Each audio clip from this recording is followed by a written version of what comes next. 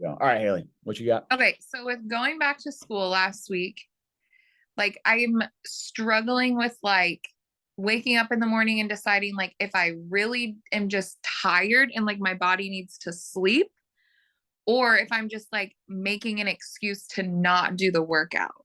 Does that make sense? Yeah. What time do Because you like work out each day? I do it at 5 in the morning because after school I like tutor and You're so like busy, that, you're tired. yeah, so like It's already that's been a the long time day. I know that I can like I don't have plans at 5 in the morning. Yeah, no, that's a very good point. You're getting it up, getting it done, Yeah. and you're also starting off the day with a big win. Yeah. What time do you have to be at school? I don't have to be there till 8:10, but I like to get there like 7:30, 7:45. That's not too bad. Yeah. So then I assume you get up. You're at the gym at 5, or you get up at 5 to get to the gym. I get up at 5 and then it's at my apartment. So I get there like That's 5:15, 5:20. yeah, Yeah. yeah, yeah. That's perfect. And then I assume you go home and shower and get ready for the day, and then you go to work. That makes sense. What are your workout days right now? Monday, Tuesday, Wednesday, Friday, Saturday. And I've thought about changing that Wednesday to Sunday because like 2 Wednesdays in a row, my body has just been like, no. And I Yeah, think that's because I haven't had a Tuesday since we started. Like I yeah. used to have like Monday off, Wednesday off, Okay, yeah, I and gotcha. like that. So is that are you doing Monday through Wednesday and Friday and Saturday because your current workout phase is scheduled in there for 5 days? Is that right? Yeah. Okay, cool. So, a couple things with that. I would recommend putting one of those workouts, whether it be Tuesday or Wednesday, onto your Sunday, just because Saturday and Yeah, Sunday that's what I thought about. you can always control that. I don't Yeah. know about you in particular. Everybody else is just hopping on right now. Um, it was just me and Haley for the most part there for those few minutes, and Tim. So we might dive into the life extension and lab work and everything else. But I wanted to, you know, hear if Haley needed anything. And sorry if I'm a little bit spacey right now. I just told Haley I'm at like 15 grams of fat. But so Haley, to get back to your point, I would definitely put it on the weekend and do Saturdays and Okay. Sundays because we can generally control majority of that. Yeah. Saturdays and Sundays, we're not gonna have anything usually early morning, and if we do, it's very random. So, worst case scenario, get up a little bit early on a Saturday, Sunday, get the workout done, get Hmm. whatever social stuff done you got to do, and then that's how I like to do it, especially on Sundays because I train on Saturdays. So on Sundays, I like to get up, get to the gym, and then I have the rest of my day free to just chill and do nothing. And you start off that day with a win, and it keeps you in the right mindset. A lot of people who work out Monday through Friday, that's fantastic, but then like the weekend comes and it's just they don't want to do anything that's health related. And Hmm. if you're not going to the gym, then it's easier to be out of the mindset of eating right. And when you're not going to the gym, then you have more time to be bored or more time to make plans and stuff like that, which obviously is not a problem with making plans. But so that would help as well. In terms of your actual workout program, if it feels like it's too much to try to get in those 5 workouts, which it very well may be, if you're not recovering Hmm. very well, if you're just tired and you're like, you just can't get through the week, then I'd much rather you take one of those days off and just get 4 workout sessions a week, Okay. which is definitely plenty. And if it's set up like Monday, I mean like a 5 day program, so then the next week you're supposed to start back with day 1 again and go through day 5, then disregard that. Go day 1 through 4, and then start with 5 the next week, and then go 5 through 4, whatever that number would be. And then yeah, just keep kind of going with that cycle. That's fine as well. I can also go update your program as well. So if you're like, hey, I really want to get all my workouts in a week, but I can't really get 5 in right now without just feeling completely exhausted. So then I can go adjust that as well. So that's good that you're letting me know that. So yeah, that's kind of where I would be up with that. Obviously, I'm sure you're getting to bed on time. You're getting good, adequate sleep. We just talked about right before I started recording here about, you setting kind of work-life boundaries as a teacher, how important that Hmm. is, and kind of having your shut-off time, which is key. If you can't get to something Yeah. by 8 p.m., then if it doesn't have to be done, put it up, forget about it until the next day. Easier said than done, I know, but Yeah. you're doing a good job with that. But yeah, does that kind of help at all? Yeah. Cause like today was only the fifth day of school. Yeah, And so, I mean, I slept last night from 8:30 to 7. yeah, Like, and beautiful. my alarm went off at 5 and my body was literally like, and I have my phone set like Yeah, plugged in like in the bathroom. So I have to like get yeah. up to like turn it off, and my body was still like, we're going back to bed. I like that you have it put away from you. So then you're already up and starting your day usually when that alarm does go off. But yeah, no, I'm happy you listen to your body with that. You know, that I always talk about the hierarchy of needs. You know, we always start with sleep and stress management. That's got to be number one, because if you let those two things run rampant and you're not taking care of it, everything else is going to suffer. So, yeah, and I felt like I had more like I felt like I was still in a good mood today. I still had energy today. Like, good. Like I get those things with a workout too, but I just felt more like I felt like more reset for the day. I like that. I like that for sure. So yeah, that's what I would do then. I would do you know, train Saturday and Sunday for sure, and then figure out whatever other days of the week make sense for you that aren't feeling like they're killing you. I know you have tutoring and stuff like that after work. So I would do that, see how that works the next few weeks and whatnot, and we'll see how it goes. Okay. Cool. Yeah.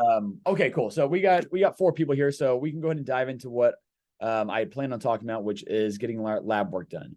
So I've got some stuff pulled up that I'll share my screen and start talking about here shortly. But first off, why is lab important, or lab work important to get done, and how do you get it done? So first off, if you have normal health insurance, you usually get twice covered a year. So I would do it, you know, me personally, I try to, you know, plan it for July and July and December-ish, whenever I'm off from school. So that way I have time to go get it done. Anymore, I don't do it at the normal doctor's office, because now I found Life Extension. I can get a much more in-depth panel. Yes, I got to pay out of pocket for it. It's not free like it would be through my insurance, but I also know that my doctor isn't going to run everything I want to be ran. For instance, a big one, and we'll talk about this in a minute, is testosterone. They're going to run your total testosterone, which is fantastic. But your free testosterone also makes a really, really big difference. It doesn't matter if your total testosterone is really high. If you're only using your, you know, a small percentage of your free testosterone, then it doesn't matter where your total is. And they're only going to run total generally.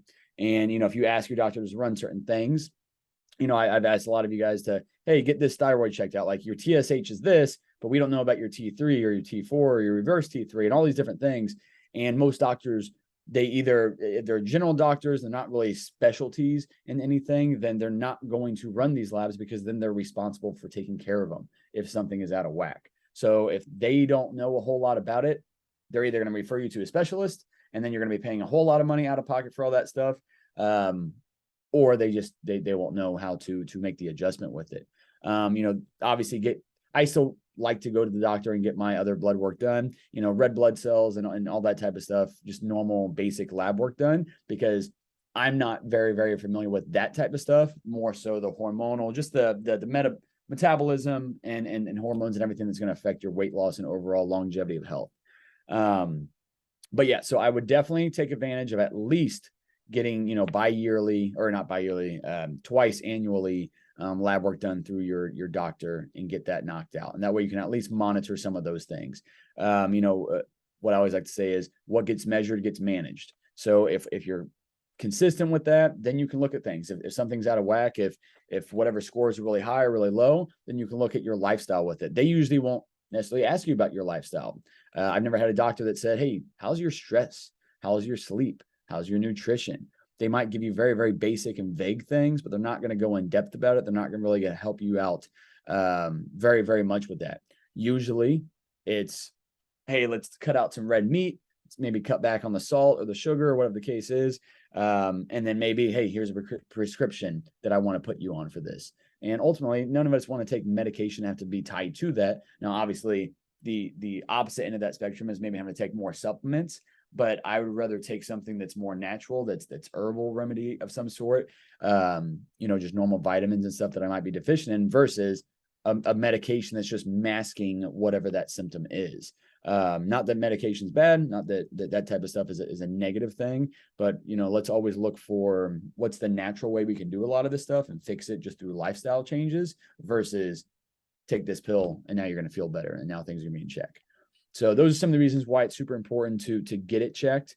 Now, I don't want to take up too much of the time kind of talking about that. So I'm going to share with you guys a couple of things. First, we're going to dive into my own lab work.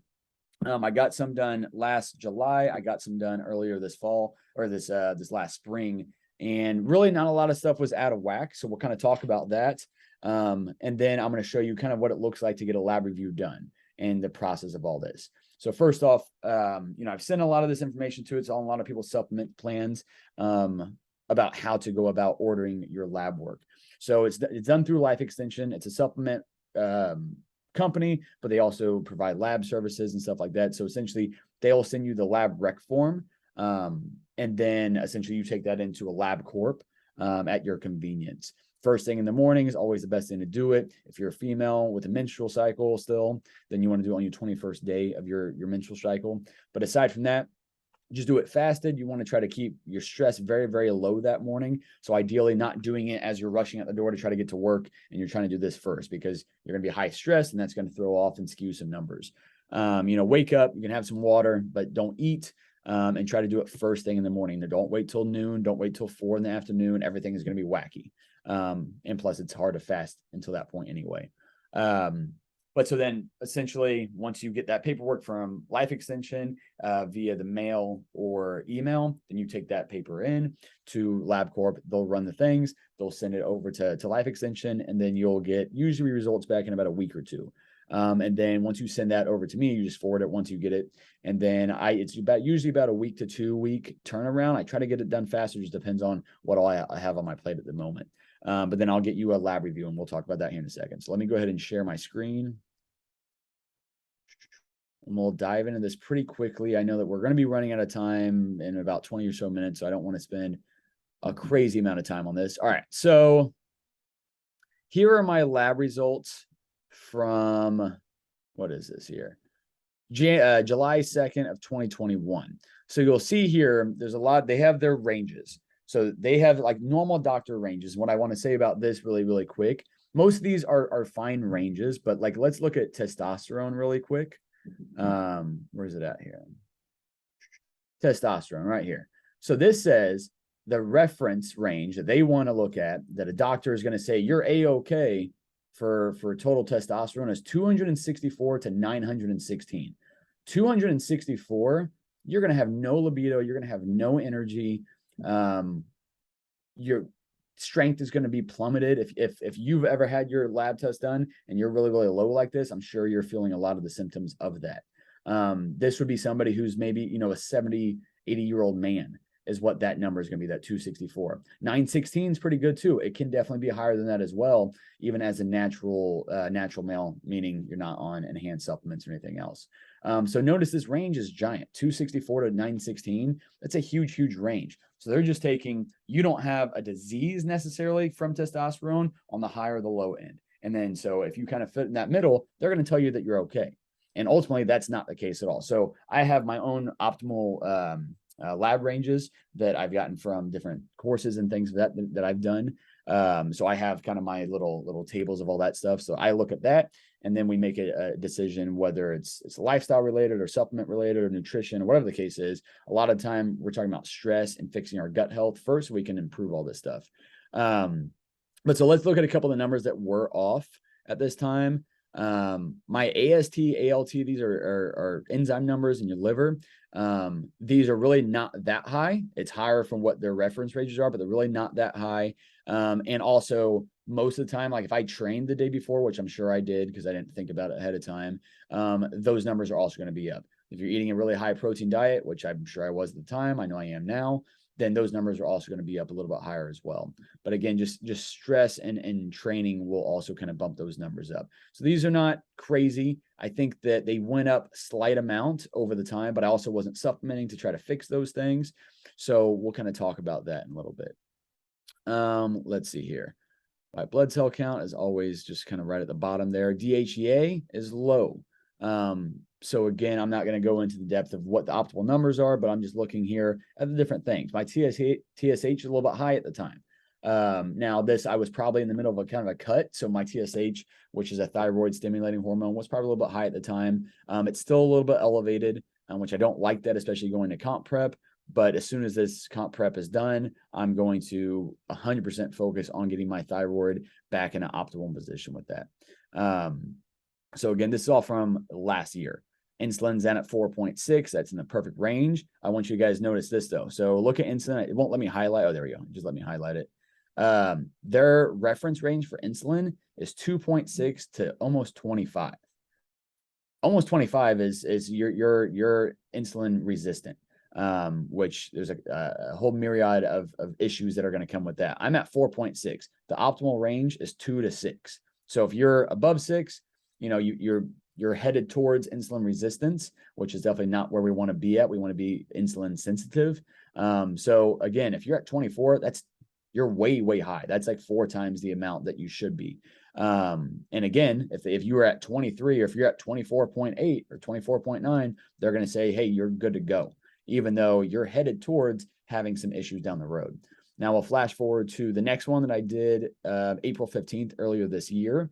So you see some things are a little bit high, but if you look at the ranges with this, some of these I don't have the optimal ranges for, like for instance, phosphorus and things of that nature. My bun and creatinine ratios all came down from the last time.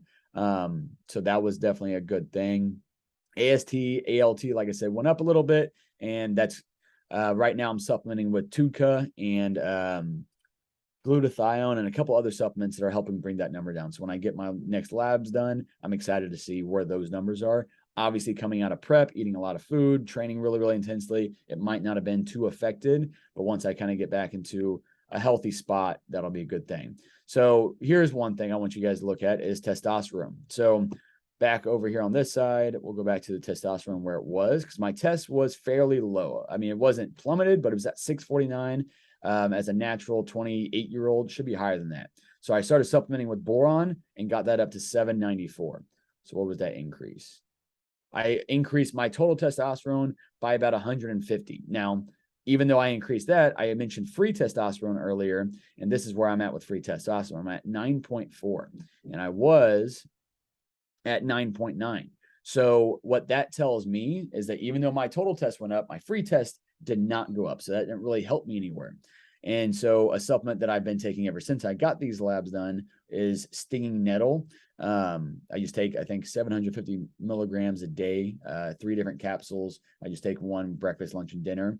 And what that does is that's going to help reduce my sex hormone binding globulin, which essentially bounds up your sex hormones. So even though my total testosterone went up, my free test is still bound up, likely by the SHBG. So I'm supplementing with that. So I'm really excited to see where my total test is, where my free test is. Now, obviously, with me dieting like I am right now, that's still going to be kind of bottomed out, most likely. It might be a little bit lower than what it was there, even though I'm supplementing to help it out, but at least I'm supplementing to help it out. So wherever it's going to be, it would probably be a whole lot worse if I didn't know these numbers and wasn't, focused on trying to improve those numbers as well. So I personally like getting my lab work done at the very end of a comp prep season, because I'm doing the most amount of cardio, doing the most amount of training. My food is at the lowest, so metabolism is slowed down a little bit, and that's also going to lower, sex hormones and stuff like that. So I like to see where is my worst at, because whenever you go on stage for a bodybuilding show, you're at your unhealthiest for the most part. So I like to kind of see where that's at. Now we'll kind of get off of me for a little bit, and we'll come over here to look at. And if you have any questions, please stop me or pop a question in the chats.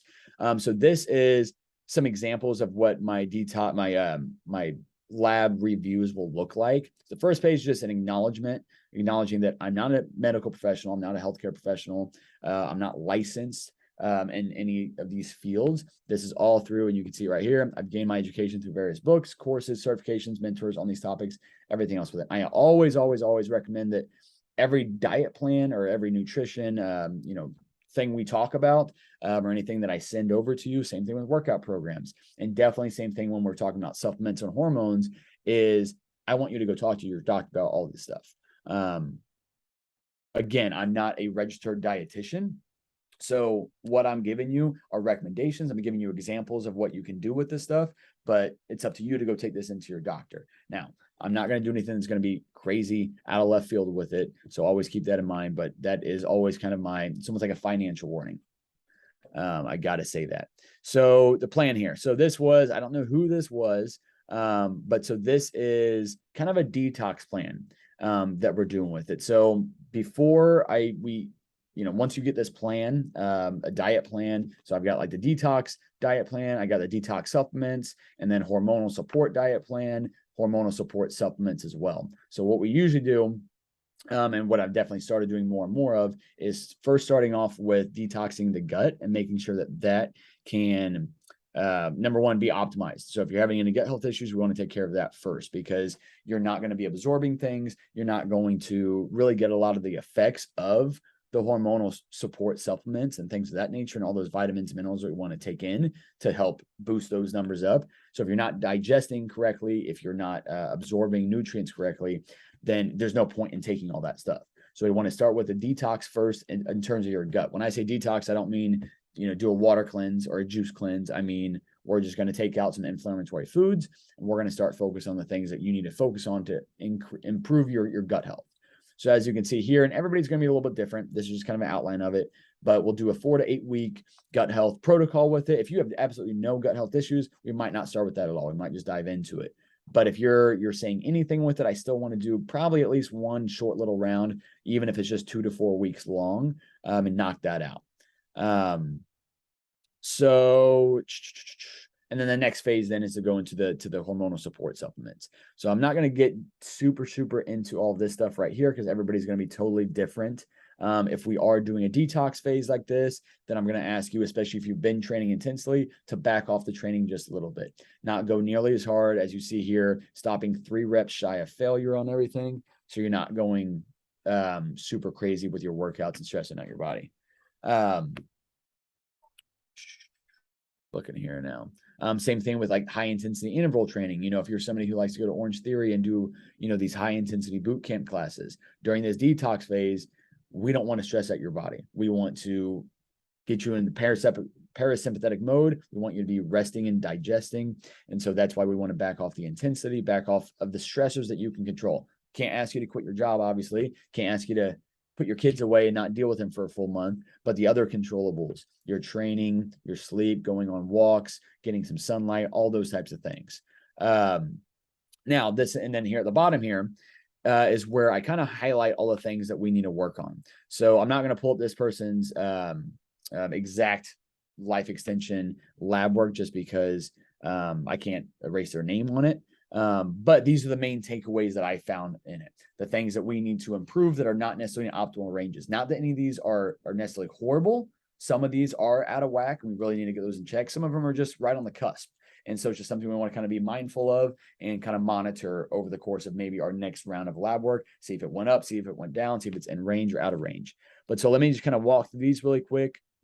Whoever this person is right here, 6.9 was their insulin, 2 to 6 is their optimal range. So they're really not far off of that. So that's just more of, let's just be aware of this. Blood glucose was at 95, and we want it to be in the 70 to 85 mark. Now with this one in particular, one of the best ways to actually check your blood glucose is at home with a glucose meter, just like a diabetic would use. It's very, very simple to do. It might seem kind of wacky, but I promise you it's really not that crazy with it. And that's a good way to check, just to make sure that you're handling your food, especially carbohydrates, in a healthy way. You want to wake up with that in that 70 to 85 range, ideally. If you get to 95, not a huge deal. But if you're getting to the hundreds, to the 110s, especially anything more than 110, now you're looking at insulin resistance. That kind of comes back up here to insulin. When that blood glucose gets out of control, you have to pump out more insulin, and then eventually you become much more resistant to it. And those numbers, those insulin numbers, start shooting way up along with your blood glucose. So that's something we would definitely want to check on. So this is a female. I probably should have started saying that. And their testosterone, so it's actually, I remember who it was now, postmenopausal female. So at that age, after you're done with menopause, the goal for your total testosterone, the ideal range is going to be 45 to 64. So you can see she's at 13. So almost bottomed out, pretty damn low with that. And that's going to affect a lot of different things, including muscle mass, energy for sure, strength and all that type of stuff, but also your metabolism, among other things. Free testosterone, also very low at 1.9. We want that to get up to 6 to 8.5. Now, there's some precursors, though, some things that will impact testosterone in both a negative or positive way, depending on if it's low or high. Your vitamin D levels is a big thing. Your DHEA, that's a precursor to your sex hormones. So this woman right here is at 86.2, where the ideal range is 200 to 380. So as you can probably assume, we started supplementing with DHEA. Same thing with vitamin D as well. Cortisol. So cortisol, you want that to be 10 to 15. I've talked about cortisol a whole lot. That's your stress hormone. We don't want it to be too high. We don't want it to be too low. That's definitely one of those Goldilocks ones. It's kind of hard to find that middle ground that's pretty good. But if you're too low, then you might have adrenal fatigue. 9.2 doesn't really tell me it's adrenal fatigue, but we might want to start kind of pumping that up and helping get our cortisol into a little bit of a healthier range. T3, T4, we got 10 minutes left, just so you guys know before this ends. T3, T4, both a little bit low.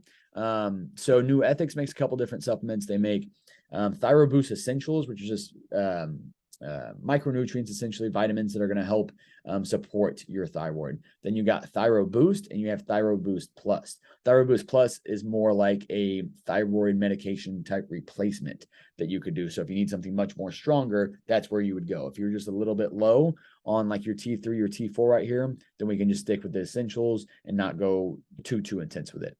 LDL. So now we're getting into these next two things. LDL and triglycerides are your cholesterol. Now, these are things that your doctor would run, and they would be able to give you some good insight on this as well. They might not be able to help you necessarily make lifestyle changes. They might not recommend the right lifestyle changes for you. But LDL on this was 154. We want that to be sub 130. She's not super off of that.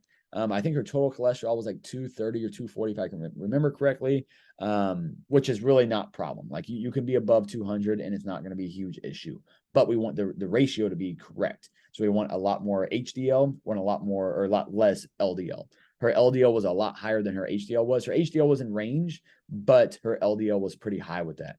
So we're going to want to supplement some different things and look at her nutrition plan and make sure she's following everything as she needs to.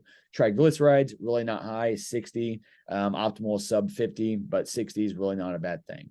And then estradiol. So even though she is postmenopausal, we still want to have a certain amount of sex hormones. She doesn't need any progesterone, so that's okay if that's bottoming out, which it was, because she's not ovulating. She's not trying to have a baby.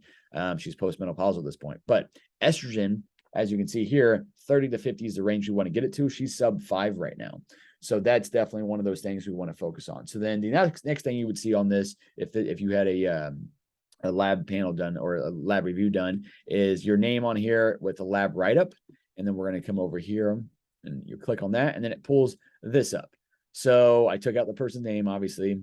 So with this, at the top part here that you're seeing, this is kind of my number one things we really want to focus on after having looked at all of her lab work.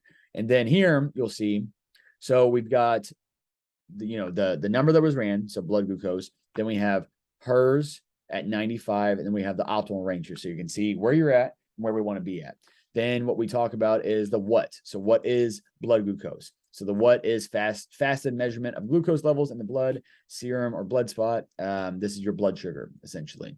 What could happen if this gets too high, if this gets out of control? Inflammation, definitely, and diabetes. So that's where we start becoming insulin resistant, and that can definitely turn into diabetes. A fix here, there's a bunch of different fixes for it. Now, you want to combine a lot of this stuff. A lot of this stuff comes back to your lifestyle changes. So diet, exercise, fasting would be a good thing for this person. Doing some carb cycling, so having high days and low days, which you do with a lot of people. Lower stress. Even if your nutrition is totally on point, but you're living a crazy high stressful lifestyle, you're not sleeping very well, your blood glucose is probably going to be pretty damn high. That's why I said before, like when you wake up to go get your blood work done, if you wake up to go, check your blood glucose with your meter, you don't want to get up and then, go run a mile and then come back and check that, because it's going to be through the roof because you just stressed out your body or stressed out your mind, whatever the case is. So lower stress is a big thing. Then there's some certain supplements on here, berberine, GDA Max from New Ethics, with carb meals, chromium picolate is one, and there's other GDAs as well. So again, I'm not going to spend time going into all of these, but just this is kind of what you're looking at though. So I give you the what, the why it matters, and the fix to it all. And so then we come back over here to the plan. And so for this individual, we need to improve her gut health. So I knew that this from her questionnaire. I knew this from our conversations and her check-ins. Her gut health is a little bit off. We need to focus on that type of stuff. So bloating is one of her most frequent types of things that she has with it. And then also some issues kind of going to the bathroom and things like that. So we want to optimize all that. So as you can see here, we're not doing anything crazy. We're not going super, super low calories. We're kind of starting off carbs, low to moderate side. Fat is a little bit higher at the moment. Actually, I need to drop that a little bit. But so anyway, back to it though. So we took out a lot of her inflammatory foods. So we're sticking from with mainly whole foods, staying away from processed food, stuff like that, unhealthy fats, all that type of stuff.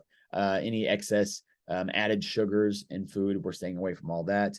The only processed thing I have on here is True Roots, which is quinoa, brown rice, red bean blend that you can get on Amazon. I'm sure some of you have seen on your diet plan before. That's just an option though. That's if she can't do the brown rice or the sweet potato.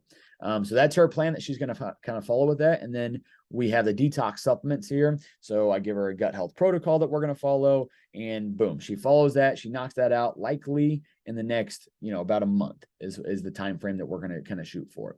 And then we come over here, we look at the support diet plan. So now after this, a lot of people, when they come to me, they obviously want to lose weight, but if your hormones are out of check, one of the worst things you can do is be in a big deficit and actively trying to lose weight, especially for months on end or years on at this point. That's likely the reason why your hormones are out of whack in the first place. It's likely why your metabolism is slowed down, is because you've been habitually dieting for so long. And I know this individual particularly has been dieting for a long time, or just super mindful of it, but mindful to an extent of most days that she can control, she's under eating massively because she doesn't want to gain weight. And I get that fear, but because she's doing that, that's actually causing more weight gain, especially because I know her job is high stress and things of that nature.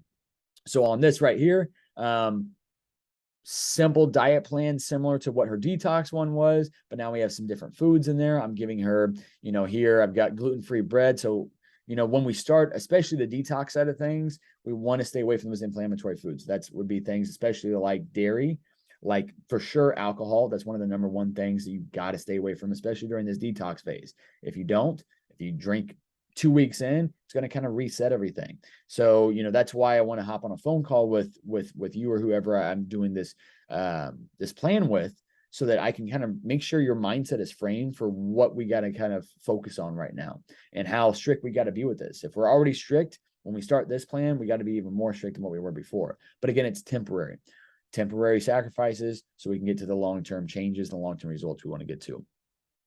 So for this individual person, that's obviously what we talked about. We talked about cutting out dairy, which wasn't a problem. She already doesn't eat dairy, not a big problem. Alcohol, that's kind of more one of her vices, more of a social type of thing. I'm like, hey, just a month, then we can get back to it. You don't want to be going completely alcohol free in November, December, when we're all getting together with our families for dinners and holidays and shit like that. So instead, let's do this now, mid-September to mid-October, whenever it is that we're going to be doing it, before all those holidays come. So you can kind of get this out of the way then. And the other thing would be gluten. Now, that's not a big problem for her. The bigger issue with especially the dairy, the alcohol, and the gluten is social settings, going out to eat, tailgates, that type of stuff. In that situation, if we're doing the detox, you definitely just want to bring your own food so you're prepared for it. If not, or if we're in the support phase, then yeah, you're going to have a little bit more wiggle room. We're going to allow you some more freedom back in there, as long as we're not going overboard with it. And then from this point is we want to feed her back up. So as you can see here, calories a little bit higher. Instead of 100 grams of carbs, we're at 150 grams of carbs. Fat is about the same as what it was, but we're going to gradually bump these things up. She's at 1790 calories. We want to gradually get that up to 2000. If we can get up to 2200 or even 2500 over the course of the next 4 months, that would be fantastic as well.